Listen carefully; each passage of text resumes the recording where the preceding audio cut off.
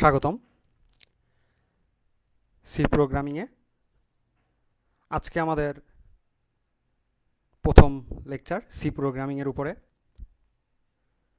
C প্রোগ্রামিংয়ে আজকে আমরা introductory কিছু কথাবার্তা বলবো। আমাদের আজকের টপিক প্রোগ্রামিং ভাষা, সি প্রোগ্রামিং পরিচিতি এবং প্রোগ্রামিং সফটওয়্যার সেটআপ। তো আজকে নতুন করে আমরা শুরু করছি সি প্রোগ্রামিংয়ের। যে কোনো টাইপের প্রোগ্রামিংয়ের একেবারে বেসিক বলতে গেলে এই সি প্রোগ্রামিং।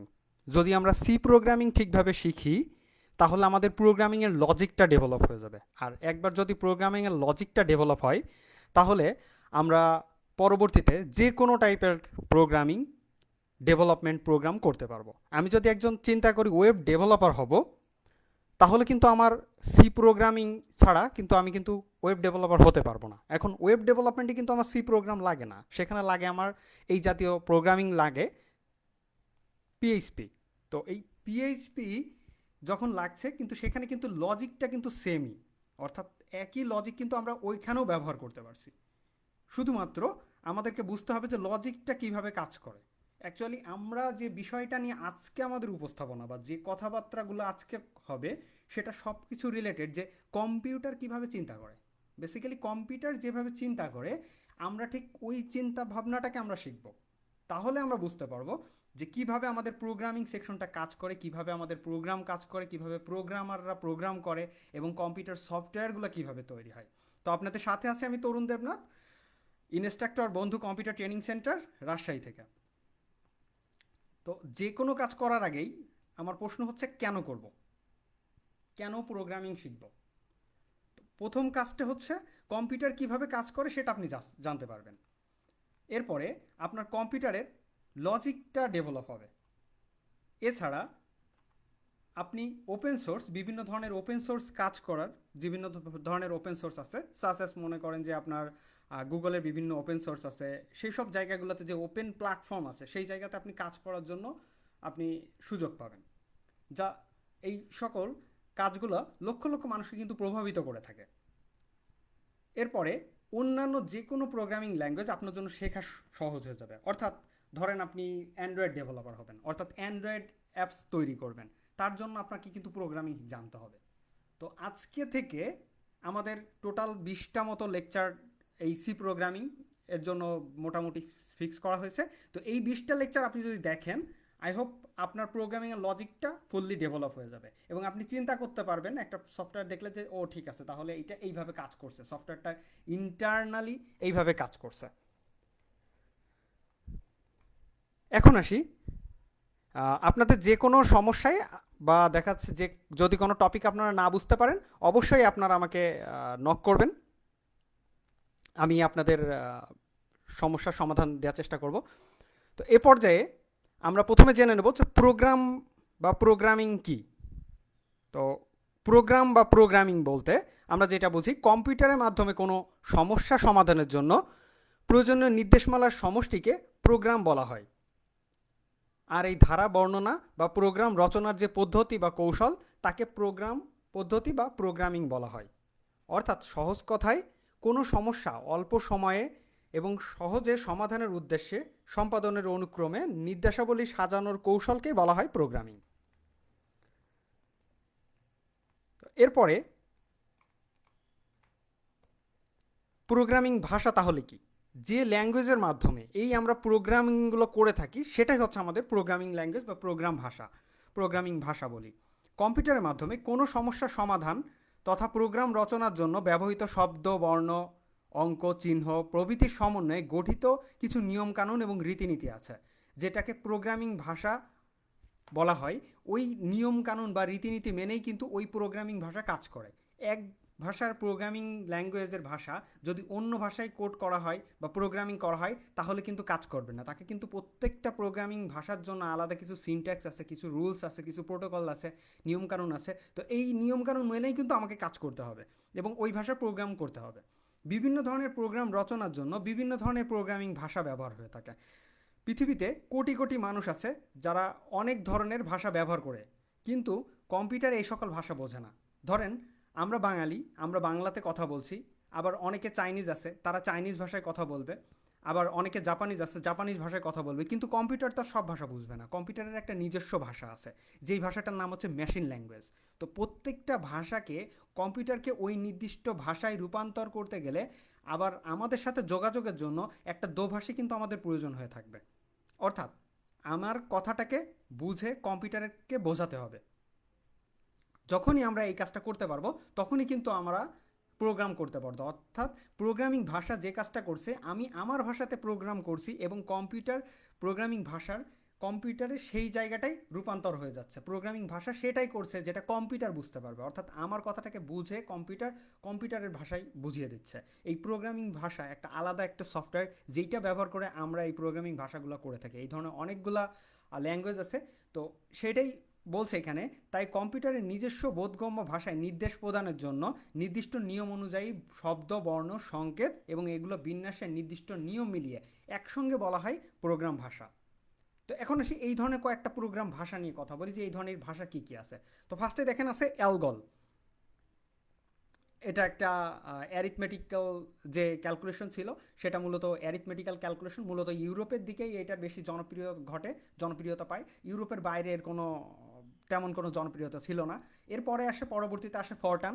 ফরটান আসে, অ্যাকচুয়ালি ফরটান এগুলো সবই ইংরেজি শব্দ, ALGOL, অ্যালগল, ফরটান, FORTRAN। তো ফরটানের ফুল মিনিং হচ্ছে ফর্মুলা ট্রান্সলেশন। বেসিক্যালি ম্যাথমেটিক্যাল যে টার্মগুলো আছে, ম্যাথমেটিক্সগুলো, ফর্মুলাগুলো যে আছে, সেই ফর্মুলাগুলোকে বিভিন্ন রূপান্তর করে ফর্মুলাগুলোর নিয়েই কাজ করা ছিল ফরটানের কাজ। অর্থাৎ ম্যাথমেটিক্যাল ক্যালকুলেশন ইউজ করে প্রবলেম সলভ করাই ছিল ফরটানের কাজ।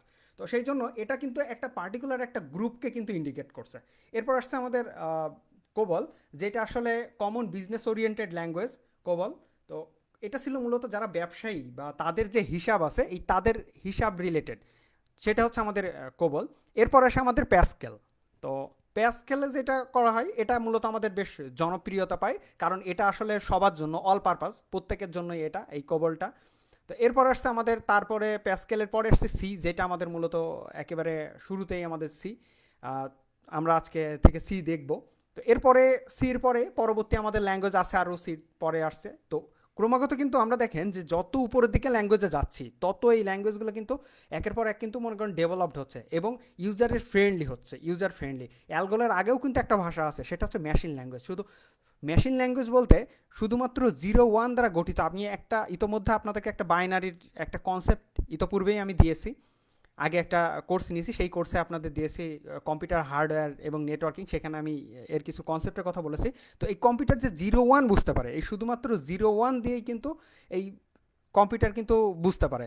তাই আমরা যে ভাষাই কোড করি না কেন, সেই কোডকে প্রথমে এই 0-1-এ কনভার্ট করবে, দেন তারপর ওই 0-1-এর ল্যাঙ্গুয়েজটা বুঝতে পারবে। তো শুধুমাত্র যদি 0-1 দিয়ে প্রোগ্রামিং করা হয়, সেটা হচ্ছে মেশিন ভাষার প্রোগ্রাম। তারপর হচ্ছে আমাদের জাভা। তো জাভা এরপরে আরও আমাদের হাই লেভেল ল্যাঙ্গুয়েজ, জাভাকে হাই লেভেল বলা হয়, আর সিকে মোটামুটি মিড লেভেল ল্যাঙ্গুয়েজ বলা হয়। এই মিড লেভেল ল্যাঙ্গুয়েজ যেটা মেশিনের সাথেও ইন্টারেক্ট করতে পারে, আবার আমাদের সাথেও ইন্টারেক্ট করতে পারে। বিভিন্ন লেভেল আছে, যেমন মনে করেন high level, low level, mid level. একেবারে লো লেভেল বলতে বোঝা যায় কম্পিউটারের কাছাকাছি একটা ল্যাঙ্গুয়েজ, সেটাকে বলা হয় লো লেভেল ল্যাঙ্গুয়েজ। আর মিড লেভেল ল্যাঙ্গুয়েজ যেটা আমাদের সাথে কম্পিউটারের সাথে একটা ইন্টারেক্ট করতে পারে, সেটা হচ্ছে মিড লেভেল ল্যাঙ্গুয়েজ। আর হাই লেভেল ল্যাঙ্গুয়েজ যেগুলো হলো, সেগুলো মোটামুটি অনেক হাই লেভেল ল্যাঙ্গুয়েজ, সেক্ষেত্রে আমাদের প্রোগ্রামিং ইফিসিয়েন্সি অনেক বাড়ে এবং আমাদের অনেক ঝামেলা বা জটিলতা কমে, এবং সেক্ষেত্রে রুলস অ্যান্ড রেগুলেশনটা আমরা সাধারণত যেভাবে কথা বলে থাকি ঠিক অনেকটা এই টাইপেরই। তো এই ছিল আমাদের প্রোগ্রামিং ভাষা। তো এখন একটু প্রোগ্রামিংয়ের ইতিহাস দেখি। তো দেখেন যে এই ভদ্রলোক, যার নাম হচ্ছে ডেনিস রিচি, 1973 সালে উনি বেল ল্যাবরেটরিতে প্রথম এই ল্যাঙ্গুয়েজ, সি ল্যাঙ্গুয়েজ আর কি তৈরি করেছিলেন। তো বেল ল্যাবরেটরিতে 1960 সালে প্রথম আর কি অ্যালগল তৈরি হয়, ইন্টারন্যাশনাল গ্রুপ একটা এই অ্যালগল যে ল্যাঙ্গুয়েজটা তৈরি করে। তারপর 1967 সালে BCPL তৈরি হয়, যেটা হচ্ছে মার্টিন রিচার্ড নামে এক ব্যক্তি BCPL এই ল্যাঙ্গুয়েজটা তৈরি করেন। তারপরে আসছে আমাদের বি। তো ABC, দেখেন ট্রেডিশনালি কিন্তু সি আসছে, শুরুতেই কিন্তু সি না। তো এরপর আসছে আমাদের 1970 সালে বি। তারপর 1973 সালে, জাস্ট ল্যাঙ্গুয়েজ একটু মিস্টেক আছে। তো 1973 সালে ট্রেডিশনাল সি ল্যাঙ্গুয়েজ তৈরি হয়, যেটা তৈরি করেন ডেনিস রিচি বেল ল্যাবরেটরিতে প্রথম। পরবর্তীতে এনসি কমিটি সেটাকে সংশোধন করে 1989 সালের দিকে এনসি সি তৈরি করে। তো সি প্রোগ্রাম তৈরি হয়েছিল মূলত আমাদের যে ইউনিক্স অপারেটিং সিস্টেম আছে, ইউনিক্স অপারেটিং সিস্টেম দিয়ে সি ল্যাঙ্গুয়েজ তৈরি করা হয়েছিল। পরবর্তীতে এই সি ব্যবহার করেই আবার এই ইউনিক্স অপারেটিং সিস্টেমকে নতুনভাবে লেখা হয়।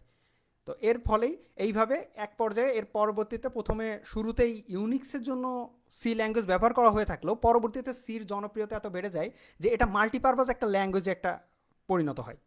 তো এইভাবে আমাদের 1989 সালের দিকে আমাদের সি তৈরি হয়।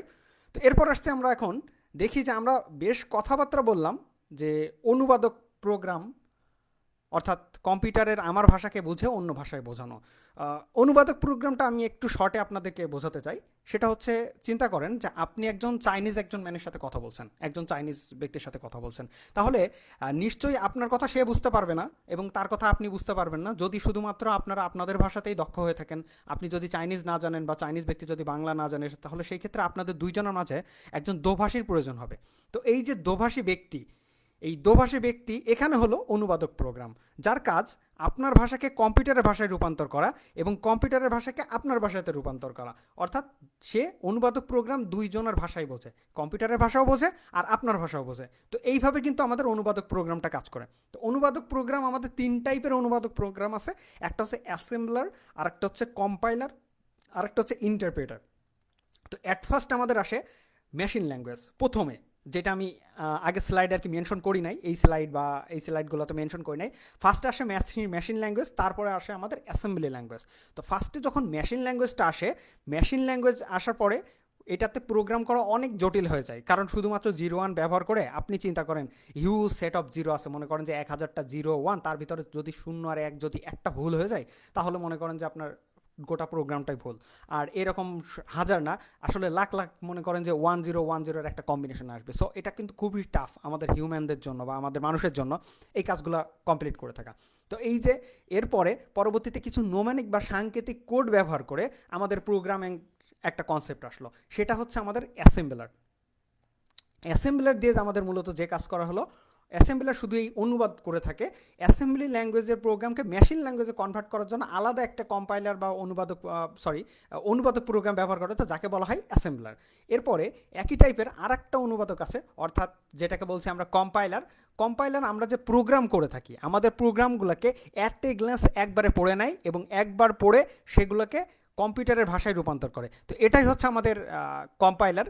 অ্যাট এ গ্লেন্স একবারে টোটাল প্রোগ্রামকে, সমগ্র প্রোগ্রামকে একবারে পড়ে নেয়, পড়ে অনুবাদ করে। আর ইন্টারপ্রেটার হচ্ছে যে কাজ করে সেটা হচ্ছে লাইন বাই লাইন প্রোগ্রাম পড়ে এবং লাইন বাই লাইন এক্সিকিউট করে। অর্থাৎ এক একটা লাইন পড়বে এবং তার রেসপেক্টে সেটাকে আবার কম্পিউটারের ভাষায় অনুবাদ করবে। তো মিন টাইম আমরা বুঝে গেলাম তাহলে অনুবাদক প্রোগ্রাম কি। তো আমাদের এই তিন টাইপেরই অনুবাদক প্রোগ্রাম আছে। সি প্রোগ্রাম কম্পাইলার ব্যবহার করে। এখন আসি সফটওয়্যার। তো আমরা মূলত একটা সফটওয়্যার দিয়ে, পার্টিকুলার একটা সফটওয়্যার দিয়ে আমরা কিন্তু এই সি প্রোগ্রামিংটা শিখব। তো এই সি প্রোগ্রামিংটা আমাদের শেখার জন্য যেটা আমাদের দরকার হবে, সি প্রোগ্রামটা শেখার জন্য একটা কম্পিউটার যদি থেকে থাকে তাহলে আমরা কম্পিউটার দিয়ে প্রোগ্রাম করতে পারি, অথবা আমরা কোড ব্লক দিয়ে আমরা প্রোগ্রাম করতে পারি। এছাড়া আমরা অ্যান্ড্রয়েড মোবাইল দিয়েও কিন্তু আমরা প্রোগ্রাম করতে পারি। তো আপনাদের যাদের কাছে কম্পিউটার আছে তারা খুবই ভালো, কম্পিউটারে আজকে এই সফটওয়্যারটা সেট আপ করে নেবেন। এছাড়া যাদের কাছে কম্পিউটার নাই তারা অ্যান্ড্রয়েড মোবাইল দিয়ে আপনার সফটওয়্যারটা সেট আপ করে নেবেন। তো কম্পিউটার যদি আমাদের দরকার হয় সেই ক্ষেত্রে আমাদের কম্পিউটারের জন্য আমরা কোড ব্লকটা ব্যবহার করব। আর যদি আমাদের কোড ব্লক সফটওয়্যারটা, এছাড়া আরও সফটওয়্যার আছে যেমন টার্বোসি সফটওয়্যার আছে, ওটাও আমরা ব্যবহার করতে পারি। আর অ্যান্ড্রয়েড মোবাইল যদি আমরা ব্যবহার করি তাহলে সেক্ষেত্রে আমাদের অফলাইন সি কম্পাইলার ব্যবহার করতে হবে। জাস্ট অফলাইন সি কম্পাইলার এটা ব্যবহার করতে পারেন আপনারা। এর সাথে সি কোডিং সি যেটা আছে, এটা কোডিং সি, তারপর সিপিপি ড্রয়েড, আপনারা গুগল প্লে স্টোরে সার্চ করলে এর ধরনের সি কম্পাইলার বলে সার্চ করবেন, দেখবেন অনেক সফটওয়্যার পেয়ে গেছেন। তবে আমি এটা টেস্ট করেছি, এটা ওকে। এবং সিপিপি ড্রয়েড ওটা দিয়ে আমি নিজেও মাঝে মধ্যে প্রোগ্রাম করে থাকি অনেকদেরকে, মানে যারা স্টুডেন্ট আছে আপনাদের মতো তাদেরকে শেখানোর জন্য। আর কম্পিউটার দিয়ে কাজ করলে সবচেয়ে ভালো হচ্ছে কোড ব্লক ব্যবহার করা। ইতোপূর্বে টার্বোসি দিয়ে করা হতো, এখন জেনারেলি টার্বোসি দিয়ে আর কি করা হয় না। তো আমাদের সফটওয়্যারটা আমরা দেখি, তাহলে সি প্রোগ্রামের বেসিক স্ট্রাকচারটা দেখি।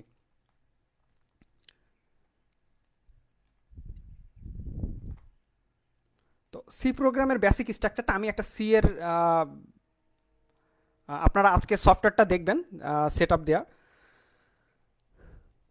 তো আমি এখানে সি এর বেসিক একটা তৈরি করব, প্রোগ্রাম তৈরি করব।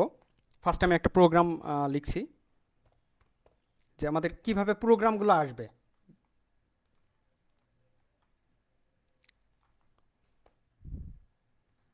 তো এই ফার্স্টে প্রোগ্রামের নাম দিচ্ছি আমি hello world. Hello world programme.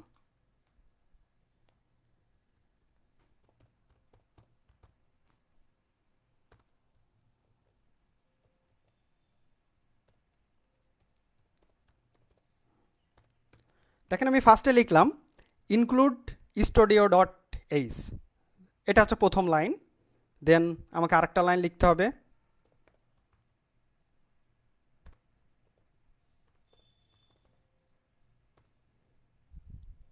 কোনো কোনো ক্ষেত্রে আপনি যদি মোবাইল ব্যবহার করেন তাহলে সেই ক্ষেত্রে একটু ডিফারেন্টও আসতে পারে, অর্থাৎ stdlib.h এটাও আসতে পারে, আমি সেটাও লিখছি। এগুলো একটু বোঝার আছে, আমি সবগুলোই বুঝিয়ে দেবো আপনাদের, জাস্ট আপনারা না বুঝতে পারলে আমাকে কোশ্চেন করবেন।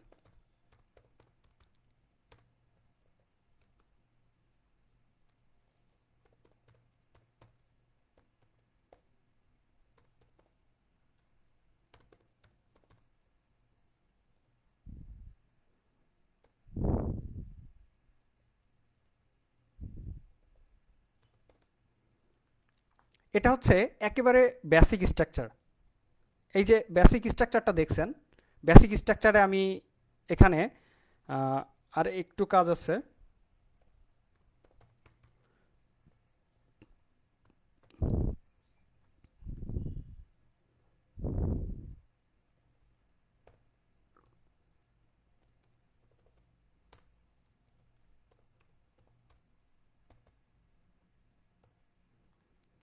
আমি আজকে সফটওয়্যারে যাইনি, শুধুমাত্র আপনাদেরকে এখানে শুধু প্রোগ্রামটা বুঝিয়ে দিচ্ছি। বেসিক্যালি প্রথম যদি আমরা আজকে প্রোগ্রামটা বুঝতে পারি তাহলে নেক্সট ডে থেকে আমরা প্রোগ্রাম দেখব, সরাসরি আমরা প্রোগ্রামে চলে যাব এবং কিভাবে প্রোগ্রামের মাধ্যমে সমস্যাগুলো সমাধান করা হয় সেগুলো দেখাবো। তো এই যে প্রোগ্রামটা, এই প্রোগ্রামটা কোনো একটা ইনস্ট্রাকশন জাস্ট প্রিন্ট করে। ইনস্ট্রাকশনটা হচ্ছে হ্যালো ওয়ার্ল্ড। আমি একটু বলে দিই আপনারা এখানে কি কি আমি মেনশন করেছি। সেটা ফার্স্টে হচ্ছে আমাদের একটা হ্যাশ চিহ্ন ব্যবহার করেছি। এই যে হ্যাশ চিহ্নটা, এইটা আমরা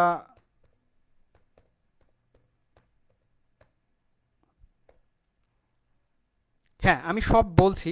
ইনক্লুড, এইটার অর্থ হ্যাশ দিয়ে আমি ইনক্লুড দিয়েছি। হ্যাশ দিয়ে ইনক্লুড দেওয়ার অর্থ হচ্ছে, হ্যাশ হচ্ছে এটাকে বলা হয় pre processor operator. Pre processor operator আপনারা নোট করে নেন। তারপরের শব্দটা আছে ইনক্লুড। ইনক্লুড শব্দের অর্থ যুক্ত হওয়া, অর্থাৎ প্রোগ্রামের সাথে কি কি জিনিসগুলোকে যুক্ত করতে চাচ্ছি সেটাকে রেফার করছি, যে এই বিষয়টা অ্যাড করো, সেটা হচ্ছে ইনক্লুড। এইটা হচ্ছে প্রি প্রসেসর অপারেটরের মাধ্যমে এই ইনক্লুড অপারেশনটা পারফর্ম করে। তারপরে হচ্ছে একটা আমরা লিখেছি, ওয়ার্ড লিখছি, সেটা হচ্ছে স্টুডিও ডট এইচ। একটা কর্নার অ্যাঙ্গেলের মধ্যে দিয়ে আমরা লিখলাম, কর্নার ব্র্যাকেটের মধ্যে দিয়ে লিখলাম স্টুডিও ডট এইচ। অর্থাৎ এর অর্থ হচ্ছে standard input output, standard input output header file. এটা হচ্ছে ডট এইচ দেখলেই বুঝবেন যে এটা হচ্ছে one type of header file. অর্থাৎ এই হেডার ফাইলের মধ্যে আপনার অনেক একটা আলাদা ফাইল, যে ফাইলটা আপনার অলরেডি এই শুধুমাত্র স্ট্যান্ডার্ড ইনপুট আউটপুটের জন্য পারফর্ম করবে। এইটা হচ্ছে আমাদের স্টুডিও ডট এইচ। এর পরে যেটা আছে সেটা হচ্ছে আমাদের ইনক্লুড কোনিও ডট এইচ। এইটা কোনিও ডট যে কাজ করছে, কোনিও ডটের অর্থ হচ্ছে console input output header file. এটা হচ্ছে আমাদের ইনপুট আউটপুটে যে কনসোলগুলো ব্যবহার করা হয়, অর্থাৎ আপনার যে ডিসপ্লে আসবে, তো সেই জায়গাগুলোতে কনসোল ইনপুট আউটপুটের জন্য এটা ব্যবহার করা হবে। এরপরে যেটা আছে আমাদের ইনক্লুড stdlib.h, এটা হচ্ছে স্ট্যান্ডার্ড লাইব্রেরি ফাংশন। অর্থাৎ আমরা লাইব্রেরি ফাংশনের যে হেডার ফাইলটা আছে সেটাকে অ্যাড করছি। তাহলে অবশ্যই মনে রাখবেন যে ফার্স্টে প্রি প্রসেসর অপারেটর, দেন ইনক্লুড, তারপর কর্নার ব্র্যাকেটের মধ্যে আমাদেরকে লিখতে হবে স্টুডিও ডট এইচ, এবং কোনো কোনো ক্ষেত্রে stdlib.h থাকতে পারে, কোনো কোনো ক্ষেত্রে আমার কোনিও ডট এইচ থাকতে পারে। তো এরপরে আসছে আমি ভয়েড মেইন। এটা মূলত একটা ফাংশন। আপনি যদি দেখেন কোনো একটা কিছু একটা লেখা আছে, কোনো একটা নাম লেখা আছে, ধরেন ভয়েড নাই, এটা মনে করেন ভয়েড নাই, জাস্ট মেইন আছে। তো মেইনের পরে এই ধরনের ব্র্যাকেট দেওয়া আছে। মেইনের পর ব্র্যাকেট দেওয়ার অর্থ হচ্ছে এটা একটা ফাংশন। কোনো নামের পরে। আর নামের আগে যেটা ছিল আমাদের এই যে ভয়েড, ভয়েড শব্দটা হচ্ছে কিছু না। ভয়েড শব্দটা হচ্ছে অর্থই কিন্তু কিছু না। ভয়েড শব্দের অর্থটাই হলো মূলত কিছু না। তো এটা হচ্ছে one type of data type. আমি কালকে বা নেক্সট ডেতে, যেটা আমি ডাটা টাইপ নিয়ে কথাবার্তা বলবো, আমাদের নেক্সট ক্লাসেই ডাটা টাইপ নিয়ে কথা বলা হবে, সেই জায়গায় এই ভয়েড নিয়ে বিস্তারিত কথা বলা হবে এবং ভয়েডের মতো আর কি কি ডাটা টাইপ আছে সেটা বলা হবে। তো ভয়েড কিছু না, এখানে আমি যে এটা বিষয়টা রেফার করছি সেটা হচ্ছে এটা একটা মেইন ফাংশন।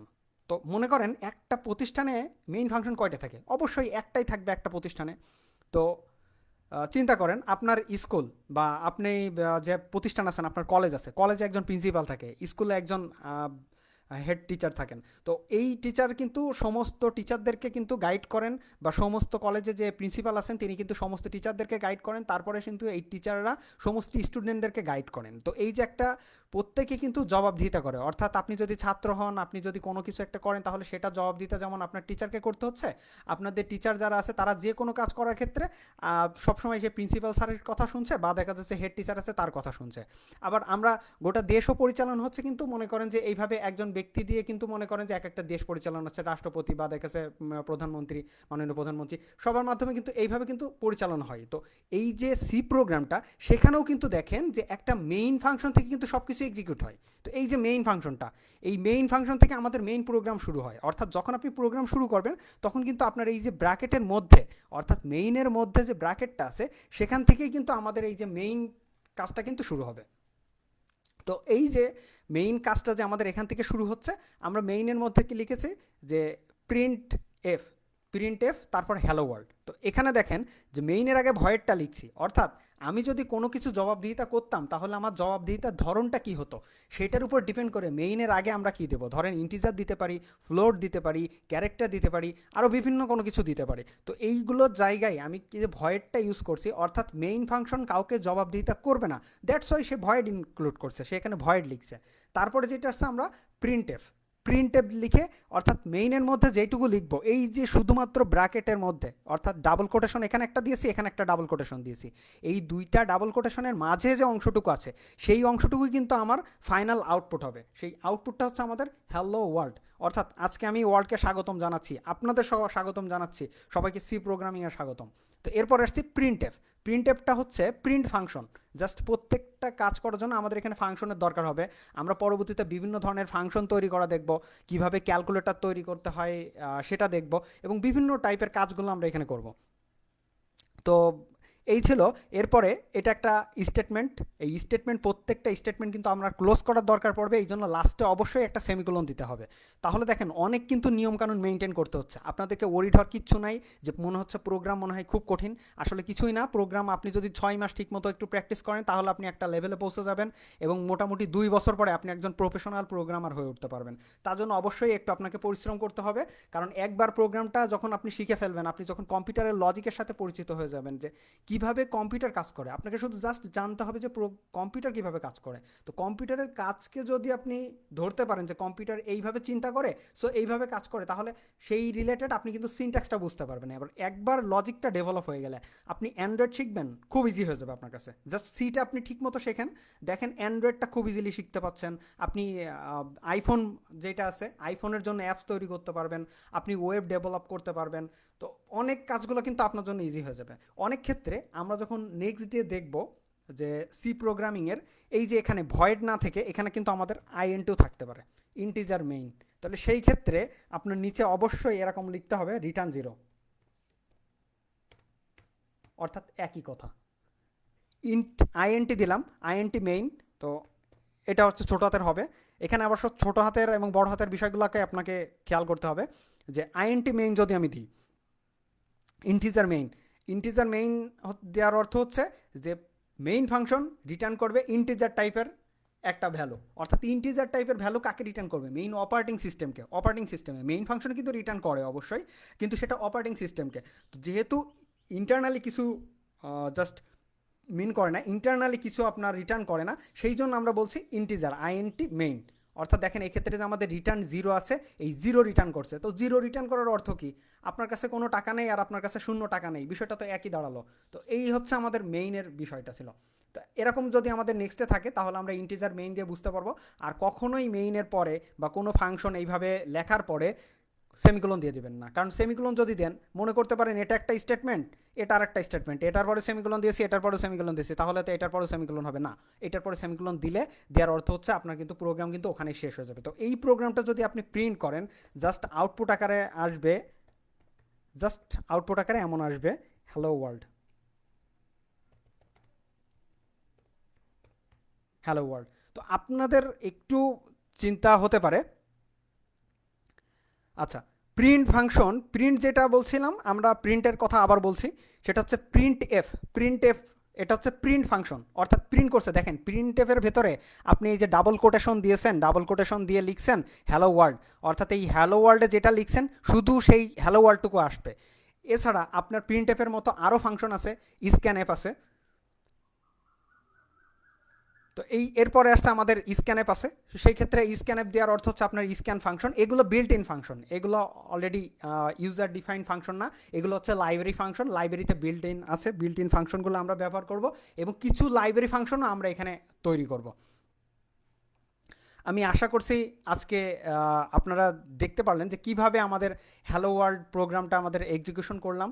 তো এইভাবে একের পর এক আমরা কিন্তু ক্রমাগত এগিয়ে যাব প্রোগ্রামিং শিখতে শিখতে। আপনার কাছে মনে হতে পারে যে জাস্ট হ্যালো ওয়ার্ল্ড প্রোগ্রাম শিখে এটা আবার কেমন প্রোগ্রাম শিখলাম। আসলে আজকে আমরা প্রোগ্রামিংয়ের শুধুমাত্র একটা কনসেপ্ট দিয়েছি, নেক্সট ডে আমরা কোড ব্লক ব্যবহার করব। আমাদের আজকে যারা এখানে আপনারা লিসেনার আছেন তাদের ম্যাক্সিমামেরই পিসিতে বা মোবাইলে এই কোড ব্লক বা দেখা যাচ্ছে আপনার যে সি অনলাইন যে প্রোগ্রামিং কম্পাইলার আছে সেই প্রোগ্রামিং কম্পাইলারগুলো ইনস্টল করা নেই। দ্যাটস ওয়াই শুধুমাত্র আমি আজকে ইন্ট্রোডাক্টরি কথাবার্তাগুলো বললাম এবং সি প্রোগ্রামের কিছু ইতিহাস বললাম, পাশাপাশি কীভাবে সি প্রোগ্রামিং কাজ করে, কেন সি প্রোগ্রামিং শিখবো আছে, কিন্তু এই বিষয়গুলো নিয়ে শুধুমাত্র কথাবার্তা হয়েছে। আমার মেইন যেটা কনসেপ্ট সেটা হচ্ছে আপনাদেরকে শুধুমাত্র কম্পিউটারের লজিকের সাথে পরিচয় করানো, কম্পিউটার কীভাবে চিন্তা করে সেই কম্পিউটারের চিন্তা ভাবনার সাথে আমাদেরকে পরিচয় করানো, আপনাদেরকে পরিচয় করানো, যাতে করে আমরা খুব ইজিলি শিখতে পারি যে আমাদের প্রোগ্রামিংগুলো কীভাবে হচ্ছে। ধরেন আপনি একটা লাইনে দাঁড়িয়ে আছেন, ব্যাংকে টাকা জমা দিচ্ছেন, প্রত্যেকে দেখা যাচ্ছে যে কি পরিমাণ অ্যামাউন্ট দিচ্ছে তার উপরে ডিপেন্ড করে তাকে একটা দেখা যাচ্ছে যে চার্জ দিতে হচ্ছে, কি পরিমাণ অ্যামাউন্ট সে লোন নিয়েছিল তার উপর ডিপেন্ড করে তাকে দেখা যাচ্ছে ইন্টারেস্ট বা দেখা যাচ্ছে সেখানে একটা চার্জ দিতে হচ্ছে। তো এই যে কাজটা সেটা যদি ম্যানুয়ালি ক্যালকুলেটর করে করে করতে হয় তাহলে দেখেন কত সময় লাগবে, কিন্তু ওই জায়গাটাই যদি আমরা একটা প্রোগ্রামিং একটা সফটওয়্যার রাখি, ওই জায়গাটাই যদি আমরা এই ধরনের একটা সিস্টেম তৈরি করি তাহলে কিন্তু আমাদের কিন্তু কাজগুলো খুব ইজি হয়ে যাবে। আমাদের এটা সি প্রোগ্রামিংয়ের ক্লাস, এটা মূলত আপনাদের প্রোগ্রামিং শেখাবে, কিভাবে আমরা কম্পিউটার প্রোগ্রামিংয়ের সাথে রিলেট করতে পারি, এবং আস্তে আস্তে আমরা এই প্রোগ্রামিং শেখার পরে ধীরে ধীরে আরও অনেক হাই লেভেল প্রোগ্রামিং শিখতে পারবো, সাস এস অ্যান্ড্রয়েড অ্যাপ্লিকেশন, আইফোনের বা অ্যাপ্লিকেশন, যে কোনো টাইপের মোবাইল অ্যাপ্লিকেশন। আপনি লজিকটা এখান থেকে কিন্তু এখানেও যে লজিক আপনার ওই জাভাতে যাবেন সেম একই লজিক, আপনি সি প্লাস প্লাসে যাবেন একই লজিক, আপনি অন্যান্য জায়গাতে যাবেন সেটাও একই লজিক। এটা আমাদের প্রোগ্রামিং ভাষা, আমাদের কারিগরির একটা কোর্স আছে সেটা হচ্ছে প্রোগ্রামিং ভাষা, সেই প্রোগ্রামিং ভাষা অনেক জায়গায় সি প্রোগ্রামিং নামে পরিচিত, এই সি প্রোগ্রামিংয়ের এটা ক্লাস। তো আজকে থেকে আমাদের সি প্রোগ্রামিংয়ের ক্লাস শুরু, সামনে আগামী দিন আমরা আবারও দেখব।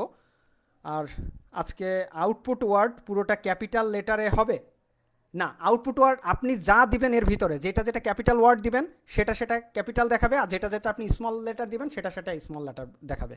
তো এই ছিল আমাদের আজকের লেকচার। আমাদের ভিডিওটি পুনরায় পেতে ভিজিট করুন জাতীয় দক্ষতা বাতায়ন www.skills.gov.bd-তে, অথবা দক্ষতা বাতায়নের ফেসবুক পেজে www.facebook.com/skills.gov.bd। আমাদের সাথে থাকার জন্য অনেক ধন্যবাদ।